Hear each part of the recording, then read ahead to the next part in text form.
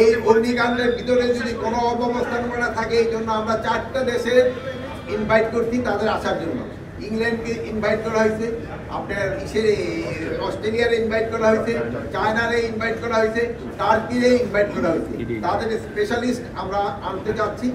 অনেক সময় একটু বেশি টাকা দিতে হয়, ওটাকে কিভাবে কমায় আনা যায়, এভিডেন্স যোদ্ধাদের পাসপোর্টের যে ফিটা কিভাবে কমানো যায় এই ব্যাপারে আমরা আলোচনা করি। এখন আপনাদের যদি কারো কোনো প্রশ্ন থাকে জিজ্ঞেস করুন। মাননীয় উপদেষ্টা, আমি বলি, আমি জনকণ্ঠের সাংবাদিক আজাদ ছিলাম। আমি বলিত বলছি, আপনি তো 8 দিন পরে এলেন, আগুনটা লাগছে গত শনিবারে। এত বড় একটা আগুন লাগছে, দেশে বিদেশে ঝড় চলছে, সেই আগুনটাতে আমাদের ফায়ার সার্ভিসের ডোমেস্টিক যেটা ছিল, আমাদের সিভিলেশন এইটা এবং আপনাদের তো দুইটাই ফেল করছে, অ্যাবসলিউটলি ফেল করছে। তো এইখানে কি আপনারা আরো এই আপনার কথা আমি এখানে ফেল করে নাই, নিভাইতে আগুন যদি না নিভাইতে তো সব জায়গায় দিল, ফেল করলো কিভাবে?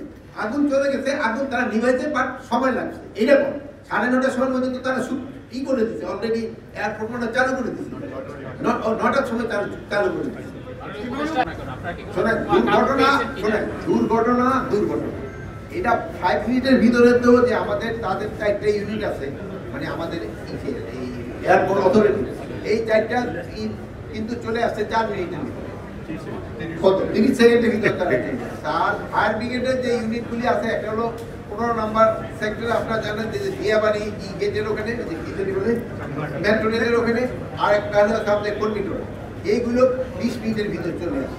বাট ইন দি মিনটাইম ওখানে যে জায়গায় আগুনটা ধরছে, আগুন দেখে অনেক কিছু কেমিক্যালও মনে হয়েছিল, গার্মেন্টস ম্যাটেরিয়াল কেমিক্যাল পদার্থ খুব বেশি ছিল, এই জন্য হয়তো আগুনটা ছড়াই গেছে, তাড়াতাড়ি কন্ট্রোল করতে সময় নিচ্ছে।